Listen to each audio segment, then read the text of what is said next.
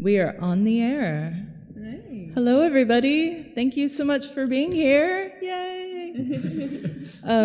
We are the 9 exhibitors in English for the solo exhibitions for Experimental Festival 2023. We are going to begin our presentations with our 3 presenters who are at the IEFC, and then we will go to our presenters who are showing at Paddy Yamona. We will do a little dance after the IEFC presenters so that everyone will be able to see the screen here as they give their presentations. So as a little introduction, no, I want to go back here for a second. At the IEFC is myself, Bridget Conn, Nils, Aksnes, and Katie Bret-Day. So we have exhibitions on the very top floor and ground floor. Some of the themes that we are dealing with in terms of our exhibitions include climate change, changes with envisioning a future for what will happen to the oceans, personal relation or reactions to the environment. Some of our processes include working with pre-existing archives, found objects, and also using silver gelatin paper as sculptural materials. So I'm going to begin by talking a little bit about my work. My work is a project entitled Kottywample, which is a strange word, to travel in a purposeful manner towards a vague destination. And I began this project, the ideas for it, in late December of 2022. And as an academic artist, I'm a professor. Oftentimes it's difficult during my school year to really concentrate on being an artist. As an educator, I love teaching, but I will come up with excuses to not make art and just say, I'll do it this summer, I will do it in December. So my thoughts at this time were to try to break those habits and prioritize art making for myself. So this is a view of what I had made, almost all of it. Right before I came for the festival, I was planning the composition in my studio at home. So what I did was I purchased, I'm sorry I don't know it in meters, I should have done that, but it's 500 feet of photo paper, and it's actually a digital silver paper. And I work pretty much exclusively cameraless, almost always. But so I decided I wanted to work with this roll of paper and see how many different ways can I make visuals out of it. So it's chemograms, it's lumens, and cyanolumens. And so working with just this one type of paper, just to look at all the variables possible. And for the subject matter, again, I wanted to try to relax and not overthink things and just, respond to what's happening in my life and just get into the process of making artwork and not be so concerned with, I don't know what it'll look like at the end, to be honest. So on the left there is like the first time I had to mow the grass at my house. So I collected all the grass clippings. And on the right, there are these beautiful flowers that grow in Savannah, Georgia, where I live. So it was... of course, I'm spacing on their name right now, but all those beautiful pink flowers, and they're laid down on top of cyanotype. So just trying to be intuitive about it all. I was very fortunate to be able to continue the project at the Vermont Studio Center, a residency space in the northern US, and on the right is some daffodils that were growing by the river. There was a late freeze, so they were about to die, so I picked them and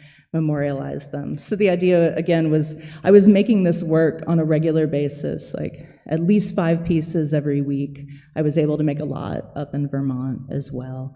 It also gave me an opportunity to experiment with techniques that, I think about things again during the year, and I'll say, oh, that's a great idea. I need to clean my house first, and I need to cook today. But I was like, no, now's the time to try it. So on the left is I started sewing the paper before I would process the chemograms, so now this starts to direct the chemistry in a way that wouldn't happen. On the right is cyanolumen, which maybe some of you have experience with, but it's a beautiful process of just getting to paint with cyanotype. So just lots of room for, well, experimentation. One thing that I don't do a lot of and got to play with here is I played with unfixed lumens. And for me, I want to fix everything. I'm very much into the photographic object, so I want to show the original. But because I was exploring the range of color and variables with this paper, I chose to have some unfixed pieces in there, so you can see that the center one is unfixed. This is one of the last ones I made before it came in a box and flew over here. This is some ferns.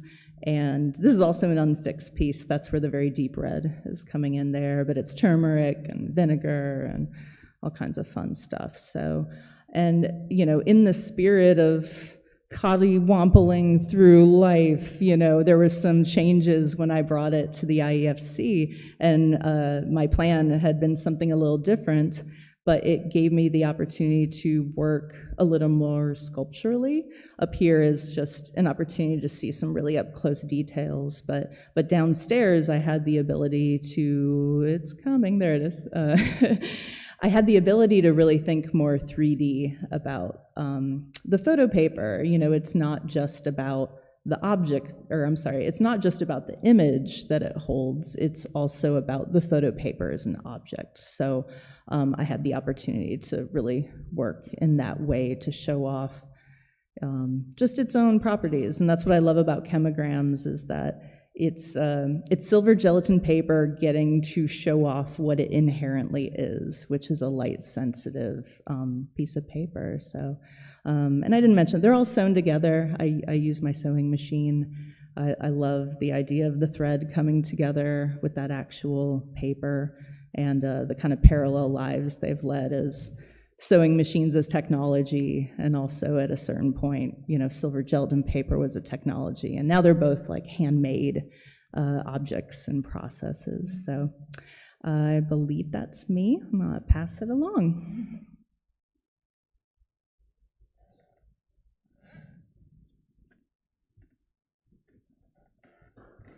Oh.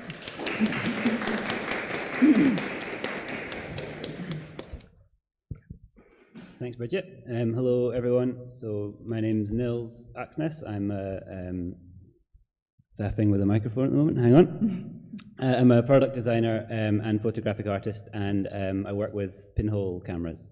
And these are images from my show, which is titled "What We See Is What We Know." So the show has some of my work from 2016 to present, and quite a variety of different pieces, and what links them all is my own interest in materials, how we use materials, how we relate to materials, what happens when we don't need the materials anymore, and how all of that kind of connects to the climate crisis. So as well as making pinhole images, I also make cameras, and in the show there's a couple of my cameras as well. And partly my kind of interest in materials, I guess, comes from my product design background, where I'm often thinking about the complete life cycle of a product and what happens to the materials within a product when they are no longer needed, and where they come from in the first place, and what that tells us about the product, and what kind of product that kind of results in you designing or you making. So I'm going to talk about the projects that are in the show with respect to materials, and try and relate them to that theme. I live and work in the west of Scotland. It looks a bit like this. There's a kind of abundance there of interesting natural materials and colours, and I'd like to bring those into my work. There's also an abundance of manufactured materials there that come up. So the west coast of Scotland is shaped like kind of fingers that poke out into the Atlantic, and the Atlantic storms bring in this abundance of materials that are out there in the ocean, and they wash up. So the work that I make with these natural and manufactured materials, I try to evoke the sort of environments that I'm making the work within, and I try to use whatever materials I have to hand. So the first project I want to talk about is from 2016. So this is resulting from a month-long residency which I did in the Faroe Islands in the North Atlantic. I sort of challenged myself while I was there to make images of the islands, but I wanted to start by first of all making the camera while I was there that was going to make the images with. So the first thing I did is a very well-known way of making a pinhole camera with a matchbox. It uses loads of electrical tape, which is made of PVC, which is not a very nice material, both in its manufacture and in its use. So, and it also, with this camera, I was obscuring this lovely material of the matchbox that I found in the Faroes. So I was a bit disappointed that was hidden. I moved on and found other materials on the islands and made various other cameras. But then I got to thinking, well, what would a brand new camera that was made on the islands look like? So I started to develop a design for a camera that would use materials and skills that I could find while I was there. So I basically started to approach craftspeople on the islands and start to say to them, well, I've got this kind of mad idea, I want to build a camera, and I would like your help. Are you in? And I was really fortunate that they were, everyone I spoke to was very excited and interested in the idea. So the first material here is ceramics, and I approached a ceramicist and asked if she would make me a box with a big hole in it, and she made me two, so that was a good start. I went away and travelled around the islands, and I came back a week later and she had these fired ceramic boxes for me. I approached a wood artist, and he very kindly showed me how to use his machines and helped me to turn the dials for the camera. Got some of the local animals involved as well. So Faroese, a lot of what they have in terms of farming is sheep, and the sheep have this very thick, wiry wool. So I used the wool from the sheep, which some of the sheep are a very dark colour, and I felted a very thick material, which was, which I hoped was light tight. And metal, so I approached a jeweler on the islands and asked if she would make me a brass plate and make a very small pinhole in the plate for me, so she also very kindly did.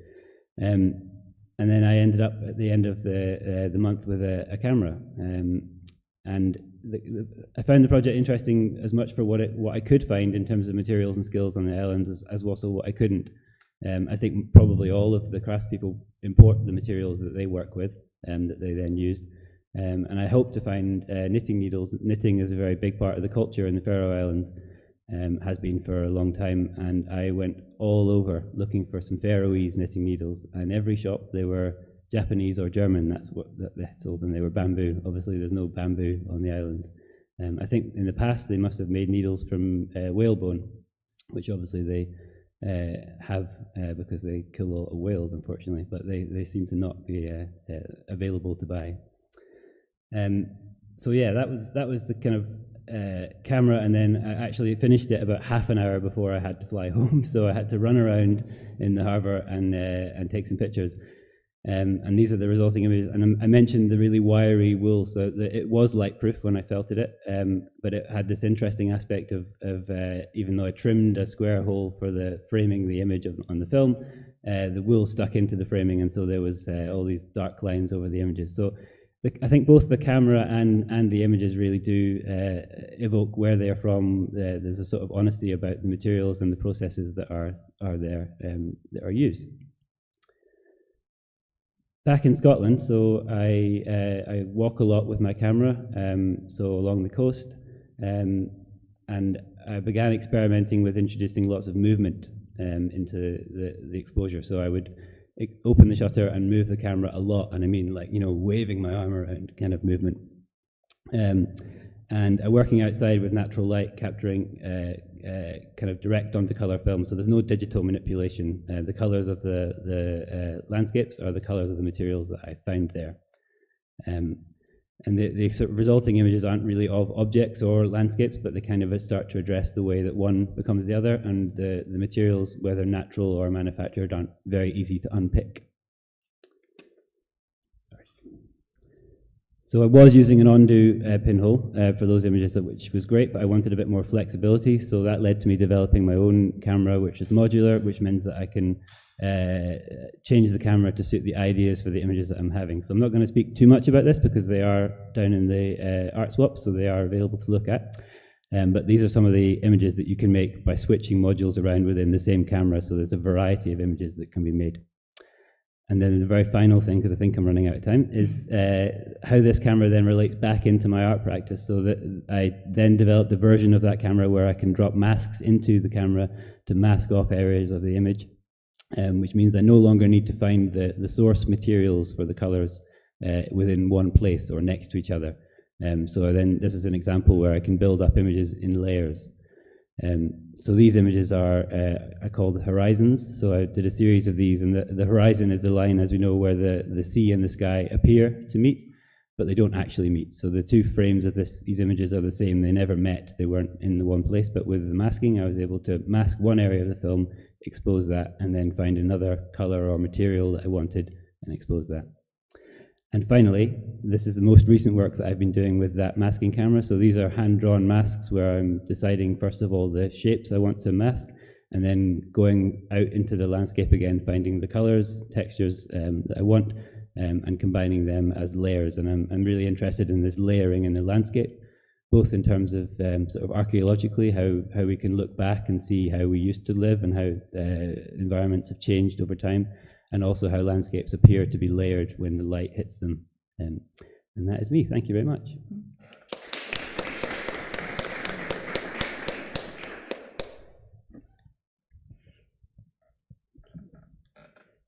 It's very like...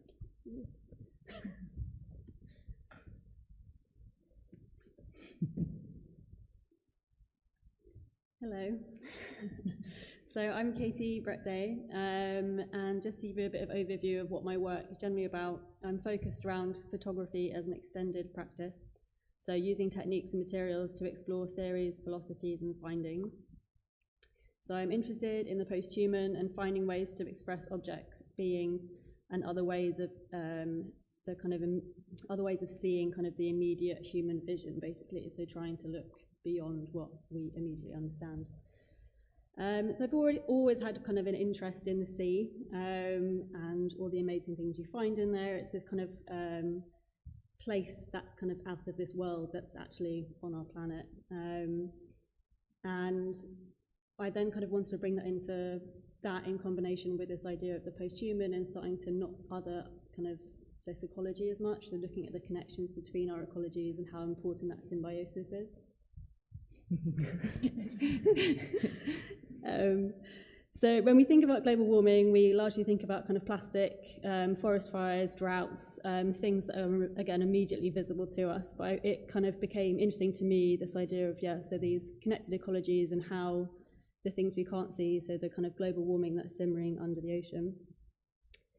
So lividity is all about essentially coral bleaching. So coral bleaching is what happens when the ocean temperatures are rising and the pH levels are rising as well. And it's destroying the corals, basically. So corals are sessile creatures, so they're plant-based, but also animal-based as well. So what happens in a coral bleaching is essentially the plant leaves the body of the animal, and so you get these kind of amazing blooms of colour. So what I started doing was working with, and this was all started during lockdown, so I was kind of moving these corals from places in the world that I could never get to into my bedroom in London. So I started working with black and white archives of corals that are either extinct or near extinct. So just sourcing things online. And I was recolouring them with all sorts of different things. So chemicals, bleaches, different kind of levels of heat, and organic kind of colours from things like phytoplankton and things like that. So thinking about where colour actually comes from in the ocean.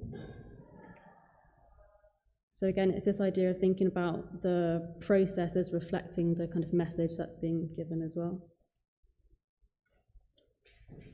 So I work with both positive and negative forms as well. So you've got a kind of an example here of the image, the negative I've been working on being reversed. So the kind of greens and the phytoplankton are coming out as like reds and pinks.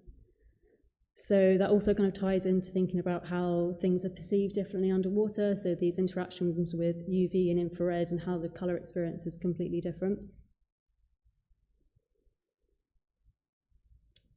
So if you've been down to the exhibition, one of the pieces I have is fabric. So going back to this idea of the coral being a sessile creature, it needs both part animal and part plant to survive. So I printed this image that was already kind of being distressed through kind of chemical basis. I printed it on a silk cotton mix and then used a kind of fibre etch chemical to take parts of the image away. So what that fibre etch does is it eats away the plant-based aspects of the fabrics of the cotton and leaves behind just the silk, so the kind of animal-based product. So again, trying to kind of mimic this relationship between plant and animal. I use other kind of chemical processes such as mordensage to emphasize the fragility and this kind of separations of the different parts of the corals, so distorting them. And I also research and take actually a lot of my inspiration visually as well from scientific journals. So looking at also not just the plant base, so the blooming, but also the structures the animal has, so coral skeletons. So I was working directly with skeletons that I have in my home, which is the image on my right, your left, and working with 3D scanners, but I was intentionally using them badly. So the issue is that basically the coral skeletons under these difficult circumstances aren't growing back fully. They're all fractured and kind of soft and distorted, and really unsustainable. So then when I printed them as well in the exhibition, they're on a really low quality paper, so it's this idea that it's kind of impermanent, something that's throwaway and is not quite, resolved, essentially. So I also like to look kind of towards solutions, so things that are working, not just the kind of, desperate situation that we're in. So looking at macroalgae, which is like kind of similar to seaweed, which takes on loads of carbon. So it's been kind of sequestering carbon for over like 2 billion years or something. So it's very good at it. And if we plant more of that, basically, we can help reduce the pressure on other parts of that ecosystem. So this is another macroalgae, and I work a lot with scanners because I really enjoy the domestic qualities. And also kind of the change in perspective that they can give, so shifting from kind of micro to macro and how we can enlarge things. And I also love the kind of durational quality. So this image is made up of kind of 40 minutes long, but it's only about 4 centimeters in actual size. So it's this idea that you're kind of taking something over and over again, and you're kind of thinking about, I guess, how these other bodies and objects have already outlived humanity, and there's something that's going to kind of persevere, hopefully, with or without us. So just to quickly look at the exhibition. So the exhibition is kind of put up with largely kind of overlapping and quite an impermanent sense to it. And that kind of comes from the fact that for me, this project's unresolved. It's been going on for 3 years, and I think, everyone here works in experimental ways. Most experimental work is largely kind of unresolved or ongoing. And that, for me, is this kind of idea of the overlapping kind of avenues of research knowledge and things that you may well remove and let other things kind of bring in to the forefront. That's kind of me.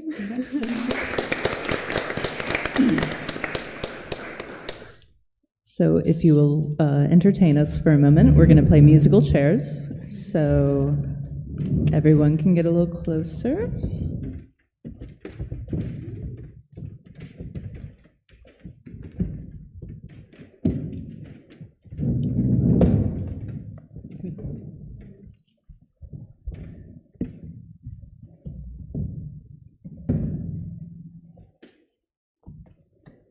Hi everyone.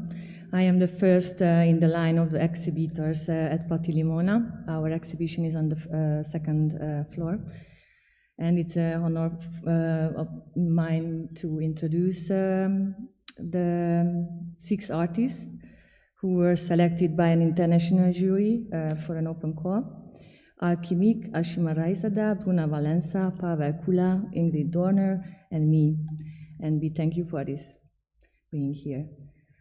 The themes are very diverse: self-identity, metamorphosis, community, nature, etc.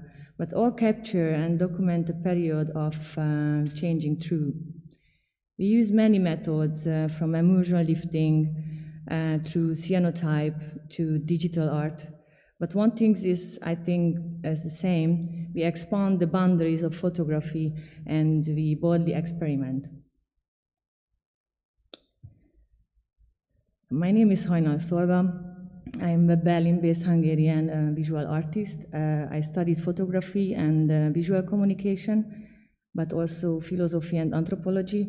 Therefore, the combination of the intuitive way of artistic observation and the conceptual form of the realization is a significant mark in my works. My works represent a social, critical view of social and ecological issues, and my photographs focus on the depths of mass consumption and its social and psychological effects. I reflect on human behavior and especially on climate change and consequences of climate change.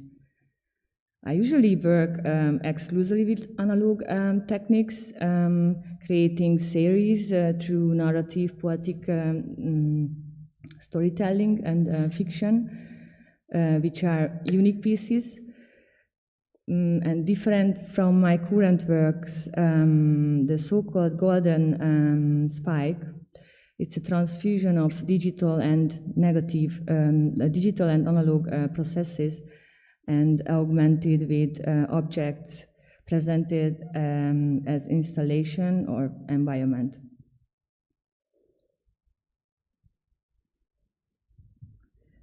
The Anthropocene is,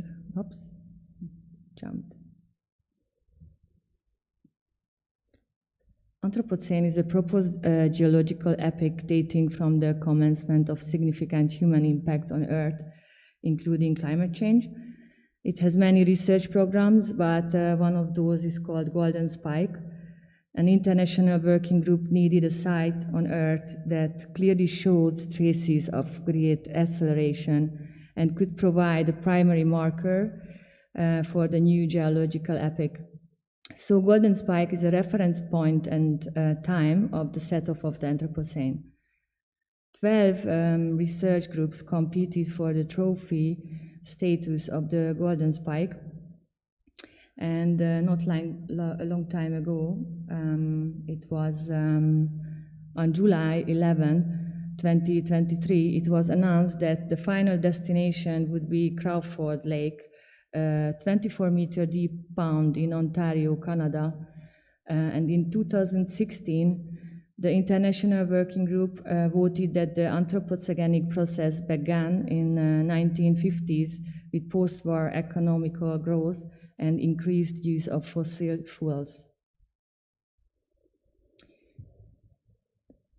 Golden Spike, it's a large-scale photo collage which consists of pictures taken from the airplane, what I took with my phone during the last trips to Barcelona, visiting the photo festival. Dozens of aerial photographs, which look like drone footages, I guess, create an abstract image that assembles like a fresco. The individual images are maximally enlarged, zoomed in photos that depict the landscapes, bounds, defects, and man-made natural changes in an abstract, picturesque way. Decomposition, drilling, excavations, and spills together result in a cohesive techno-mess. In the last year, in addition to my other ongoing project, I have been working a lot with this single project or single image or complex image, and experimenting with forms of presentations such as sculptures, murals, or mosaics. I also try to step out of the two-dimensional space and play with the interoperability of digital and analog techniques, and the inclusion of representational objects such as the golden survival blanket.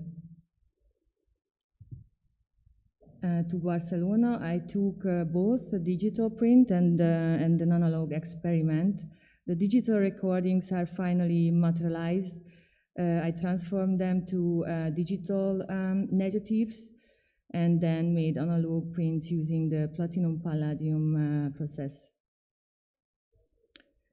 I think that's all. Thank you for your attention.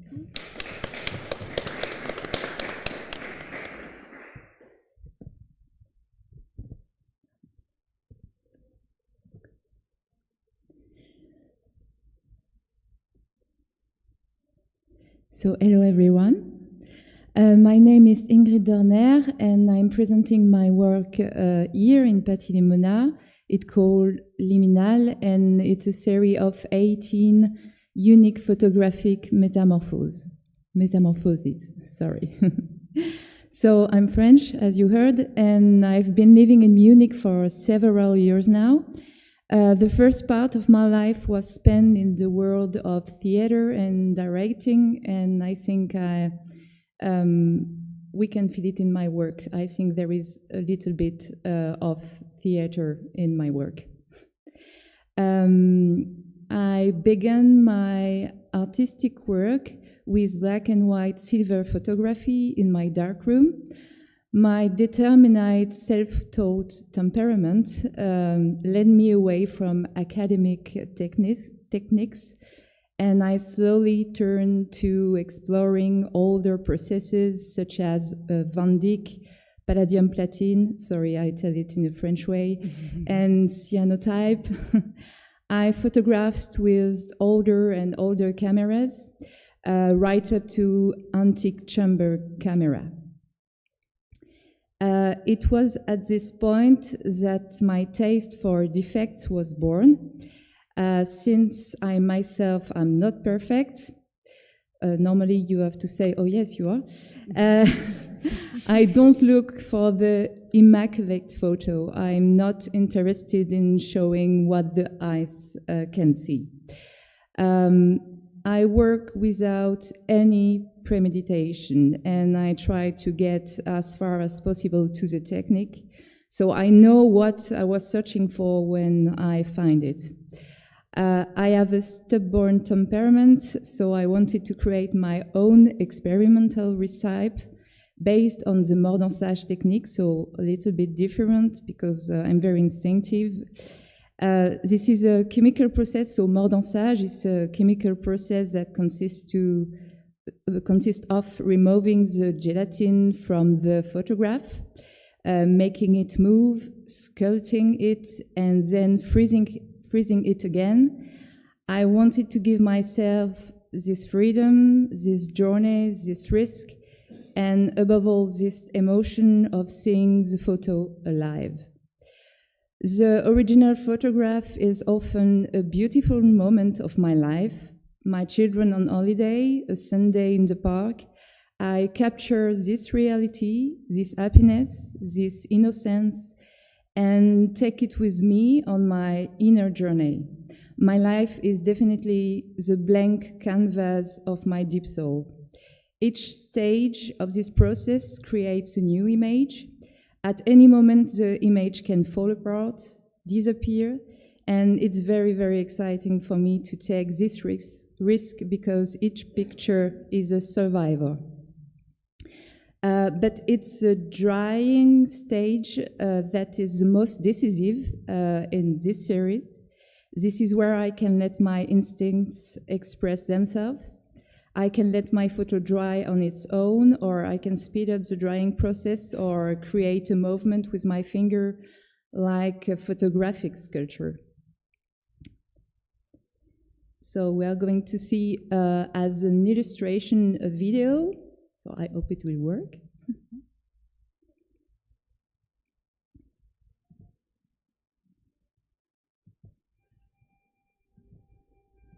And there is a little music, it's very well.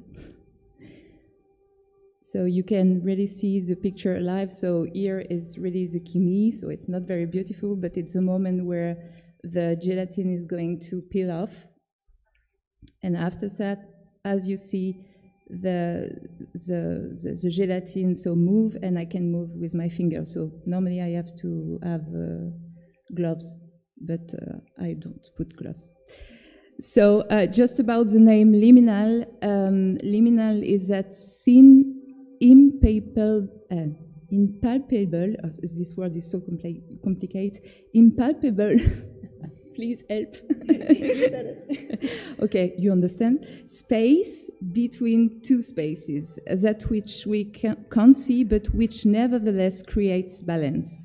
That fragile balance between bodies and nature, that balance between the end of one world and the beginning of another. I don't think I'm wrong in saying that we are all living in a pivotal time. So breathtaking and apocalyptic. I feel it. I feel this change. So as you, in my bones, and that's what I wanted to show in Liminal. We are together today for this experimental photography festival where workshops and technique take center stage. I'm very honored to have been selected from among the great talents here I'm surrounded by today. And I would like to say that beyond technique for all artists, there is only one rule: sincerity. What's deep inside you, your sincerity, your true, that's the only thing that will touch the viewer. Mastering a technique alone is not enough, I think. It just has to be at the service of a pure approach and a sincere creative drive. Thank you, and sorry for my English.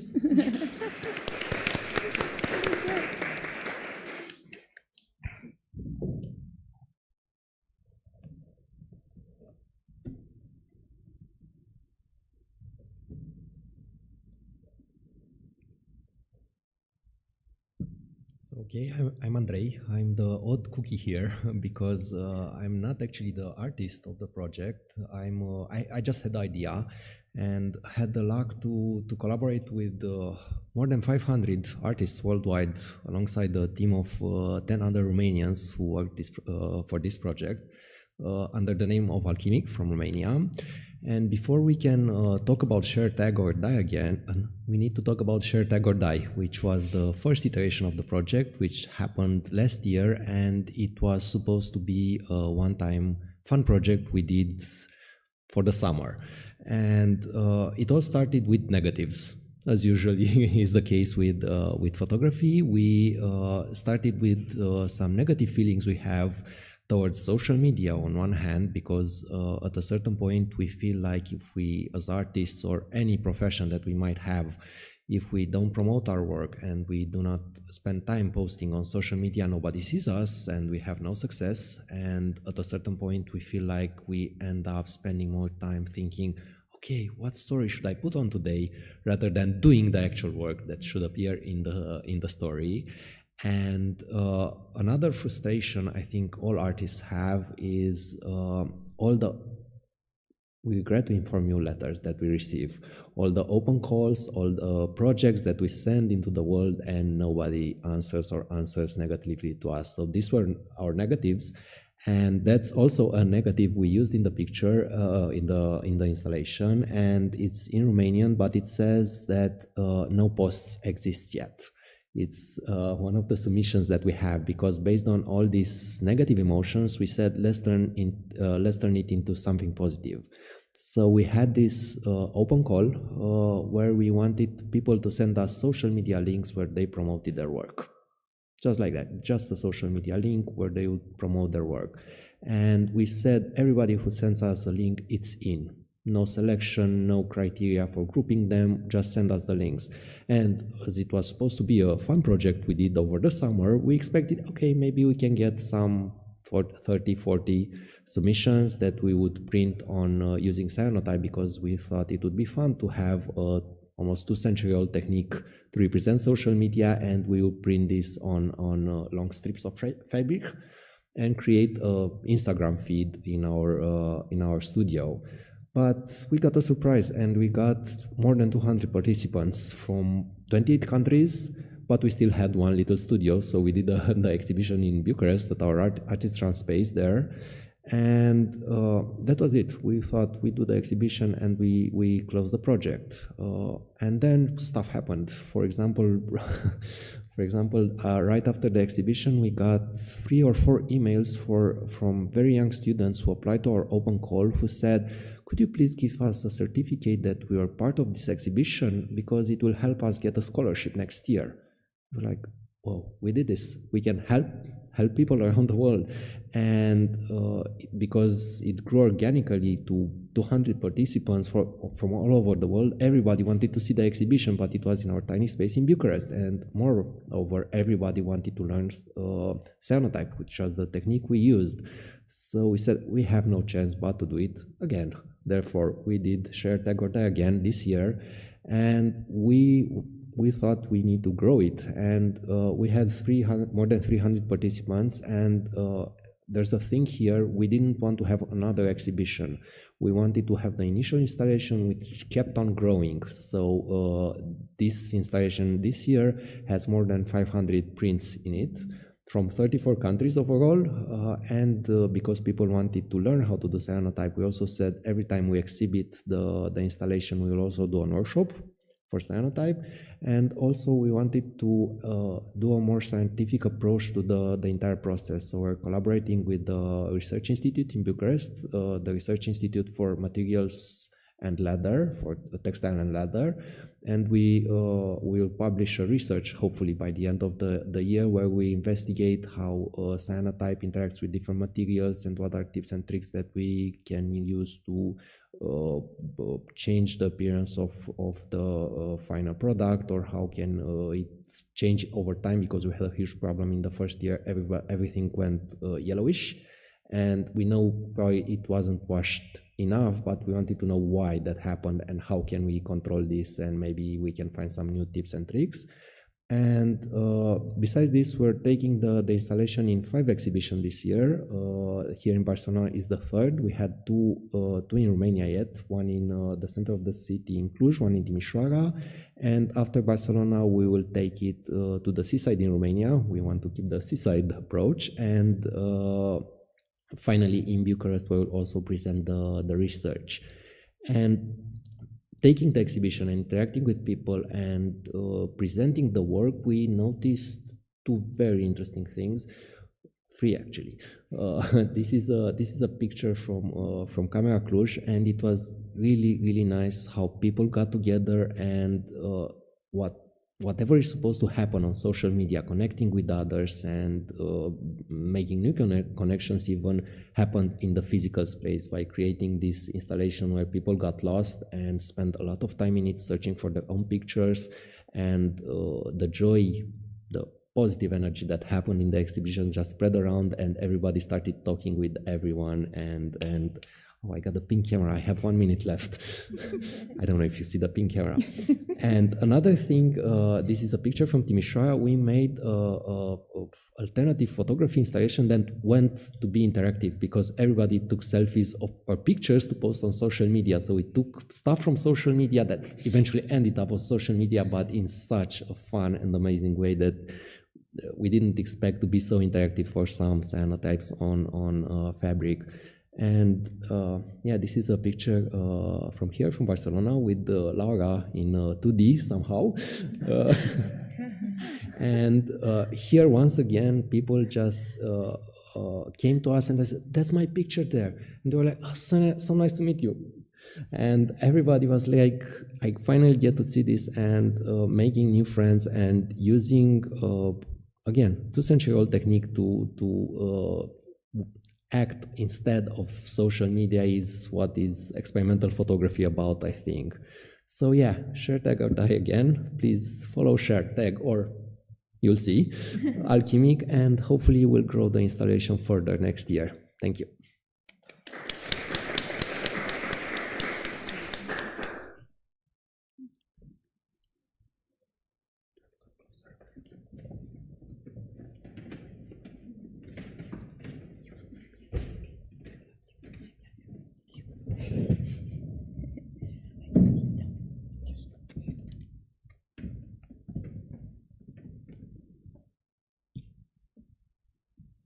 Hello, everyone.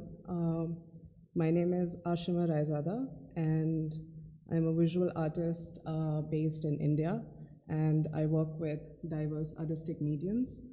So a lot of my practice is about experimenting with mediums of photography, painting, drawing, and materials, and translating my everyday experiences, observations, and because I'm interested in philosophy, so a lot of those concepts into the work that I do.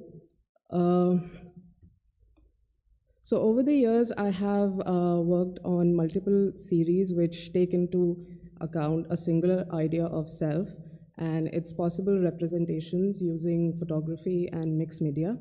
And they are mostly rooted in the concepts of identity, awareness, and also nature and healing.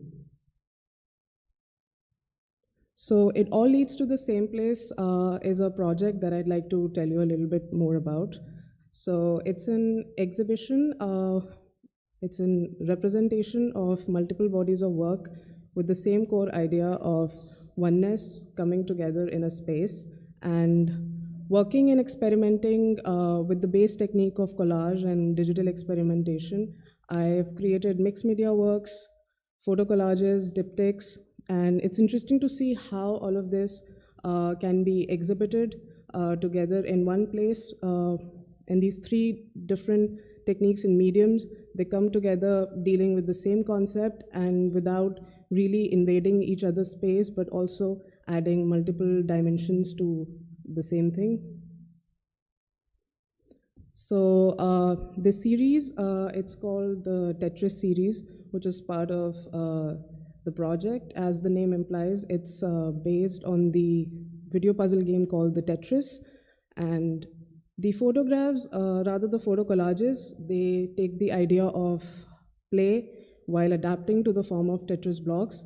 So these are my own photographs, which I have then using different layouts, created them in the form of Tetris blocks. The root idea behind is that how the self-image that we hold within ourselves and the idea of identity keeps evolving, especially during the age, the information age that we're in. It's even accelerated. These are some of the more works that I made on the same series. This project is called Physical Implications of Oneness. So there are two concepts. One is the idea of duality, and the other is the idea of non-duality. And so the duality talks about the notion of split, that is, we see the world in fragments and not in continuum. And on the other hand, non-duality is centered that the nature of reality is indivisible. So because of these two very contrasting belief systems, they pose a question that do we see the world in sameness or in its differences? And those introspections and insights, I've translated them into this photographic series. And I've also used some of the text in order to make it sometimes more direct, apart from the visual aspect of it. This is a series of work called The Pricklies, which is part of a larger body of work which is called Unaffectionate Objects of Belonging. So I've used the prints of my own photographs and some paper, clay, objects like needles, even discarded makeup like lipsticks and other kind of pigments. And it's mostly rooted in the idea that how the experience of being in a certain gender and its subjectivity has been very fundamental in how I see the world and how I perceive the world. And it's also how I translate my existence every day. Oops, sorry. So this project, it all leads to the same place, was first installed in New Delhi, India. It was part of India Art Fair as a parallel event. And the exhibition was very site-specific, and there were different bodies of work which were created for certain areas. As you can see in one of the images, I tried to create a Tetris within a Tetris in that formation, and then I also tried to create a wooden installation so that people can move around and they can also just take and interact with the work itself without just looking at it in just one way, in a very linear way. And this is another iteration that I've done for the Experimental Photo Festival. The exhibition design here is more fun, and it's more about just play and intuitive decision making, color, and trying to go with the flow. And I hope to continue creating many more versions of the same project in future. Thank you so much.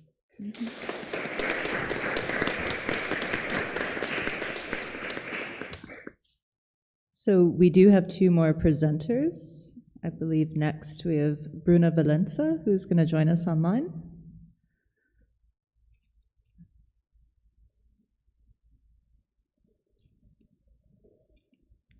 I don't know if I have to make that happen. No. Okay, good.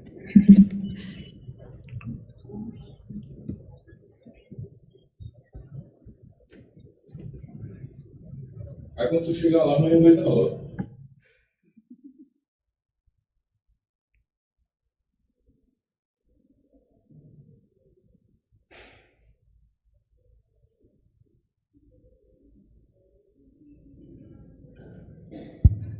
Bruna, you can start your presentation. Yeah, can I start? Do you guys hear me? Yes.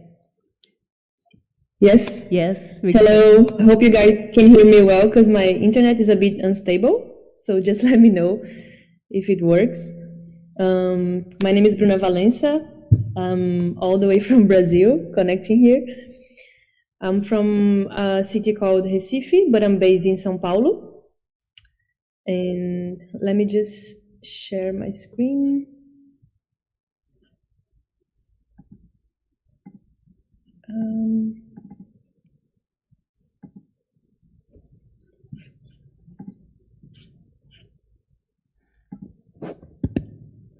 Just a second.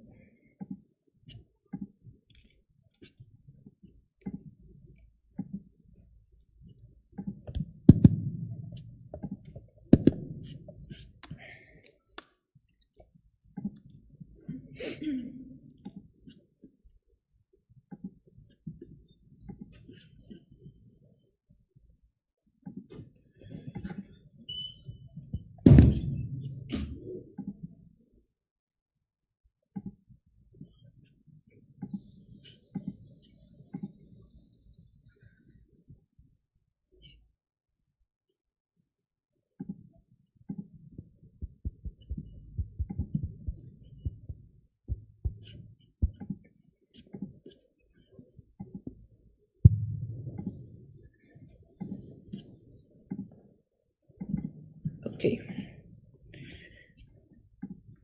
Do you see my screen? Is it working now? I'm sorry, it took me a while. Yes. Okay, perfect. So my exhibition, it's called Cloudhead. My work is basically based on visualizations with Polaroids and emotion lifts right now, but it has been about analog photography for a while. I like calling emotion lifts as emotion lifts as well, because it helped me go through a very difficult time in my life and helped me got to understand myself more through experimental photography. This was my first experiment with emotion lifts. I didn't know the technique existed. I was just experimenting and occupying my hands while being locked at home during pandemic times. We had very difficult time during pandemics in Brazil with a lunatic as a president, and it was very intense. So I was going through a very difficult time, and I had to understand it a bit more by myself and with my art. So I decided to explore manually what I could do with my photographs. And I had a pack of Polaroid film in my fridge, so I thought, why not experiment? I was very a perfectionist as an artist, and then nowadays I'm totally different because I learned to detach myself from my creations, and that's how it started basically. My production is focused on self-portraits, but it wasn't like that before. When I started photographing with analog photography, I would love to photograph other women as a way to investigate myself as a woman and my body and my gender. And it was only after I started doing self-portraits that it got deeper and deeper, and it helped me a lot as a person. I learned also during pandemics that photography could become a place of healing, and it was a fantastic tool to cure myself, to help cure myself of what I was going through at the moment. And that's what I learned, that experimental photography, it's a way to transmute feelings that just need to go out of your body, you know. So the series that I'm presenting here at Pati Limona, they're about right now about 25 pieces. So I'm presenting 8 pieces there, and it's called Cloudhead, which in Portuguese is it translates to cabeça de nuvem, which makes a direct mention to one of the first symptoms that I had when I was diagnosed with PTSD during pandemics. Cabeça de nuvem, cloud head, it's how I felt at the moment because I was feeling a lot of things, but I didn't get the chance to go to a doctor right away. So I felt like I was having a mind that couldn't focus a lot at the present moment.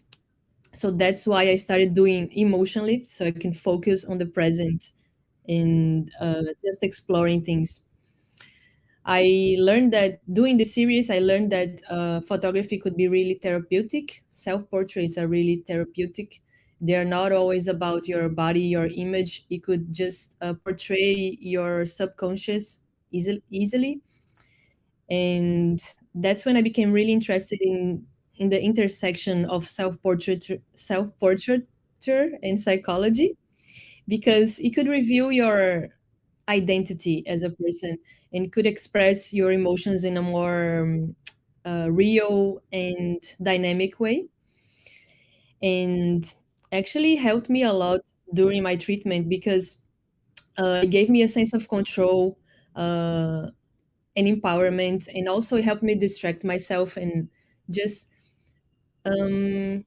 distract and relaxation helped me a lot during that moment. And it also helped me understand what I was going through, symbolic and through the image. So talking about the technique a little bit, I didn't know the technique existed when I was doing it. I was just doing it and exploring it.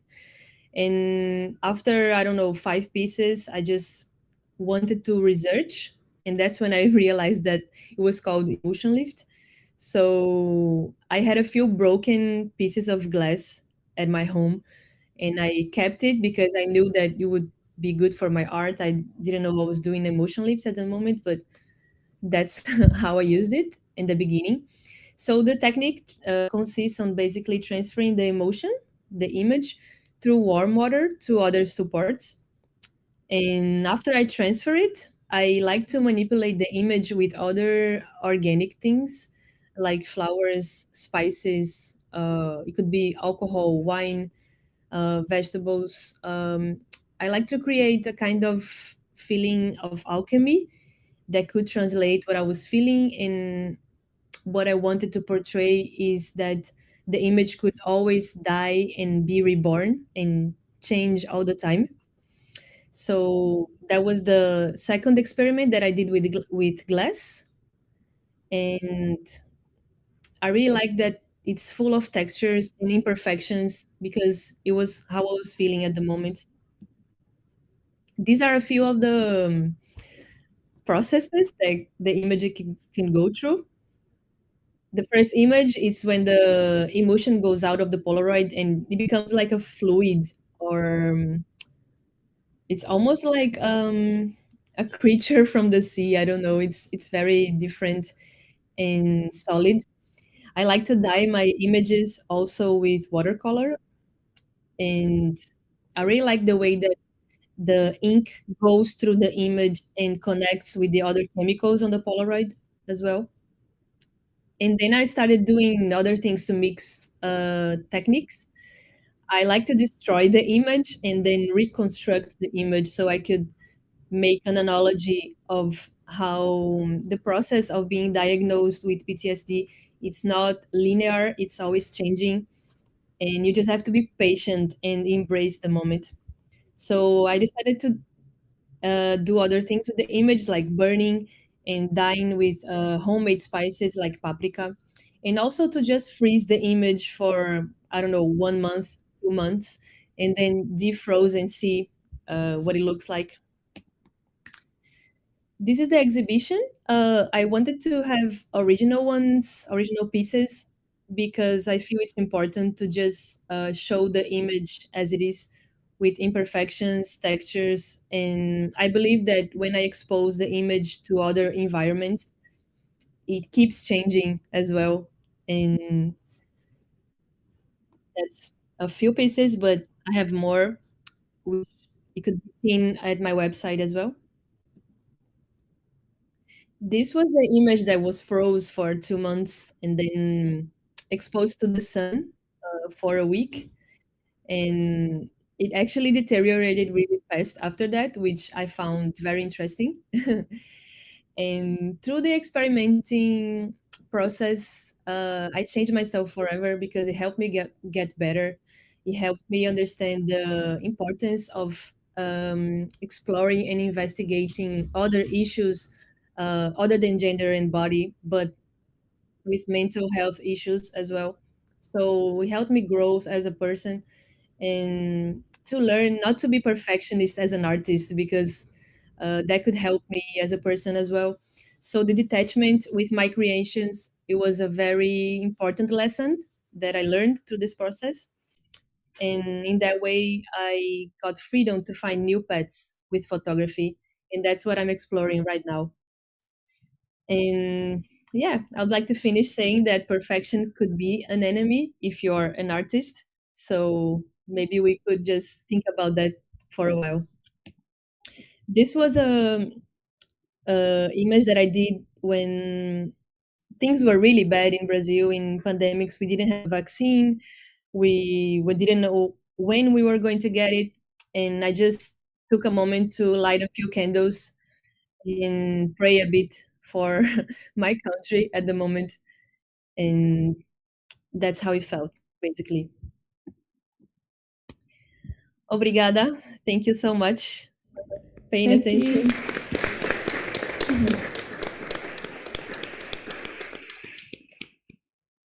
Thank you, Bruna. And lastly, Thank you. Yes. Lastly, unfortunately, Pawel Kula could not be with us online today, but we do have a video that we're going to play from him.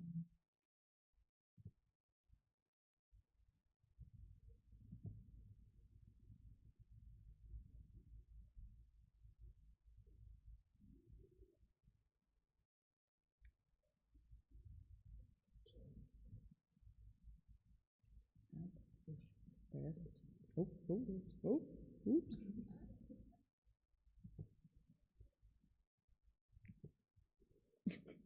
Promise I'm pressing it. There we go.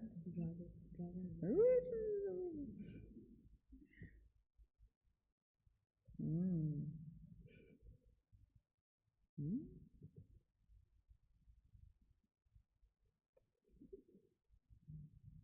There are words.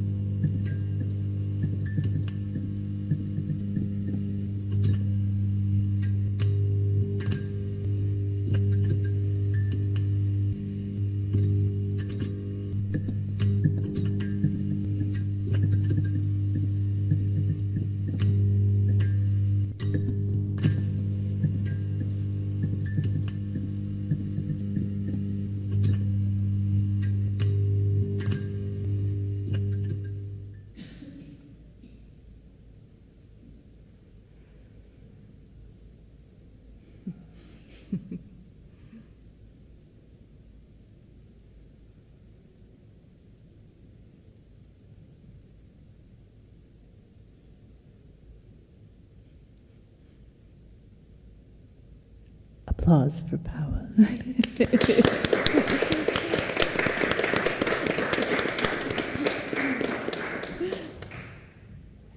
Well, that is all of us. Our exhibitions are up, I believe, through tomorrow afternoon, I believe.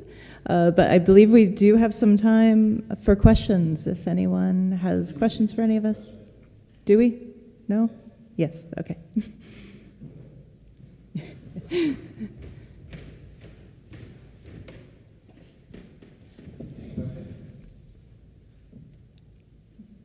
Don't be shy. I came back for nothing. Huh? I came back for nothing. I have a question for you. Oh, okay. It doesn't appear to. Or talking to a little more. Hello? Yeah, okay. Yeah. Did you, at the start of your project, have the word coddywumple already? That's how it started. Right. Yeah, I came across the word kind of randomly late one night. And when I read the definition, I said, this kind of is how my life feels at the moment. I think I have some maybe some changes on the horizon. And I started thinking about, making work and just, not really knowing where it's going. And that's kind of paralleling how my life feels right now. So, it started with that word, and the ideas came from there.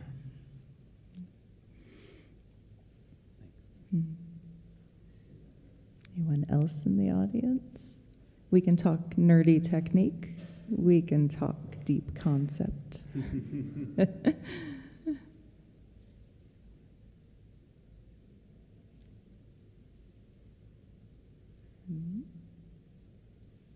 Maybe we've said it all. Yeah?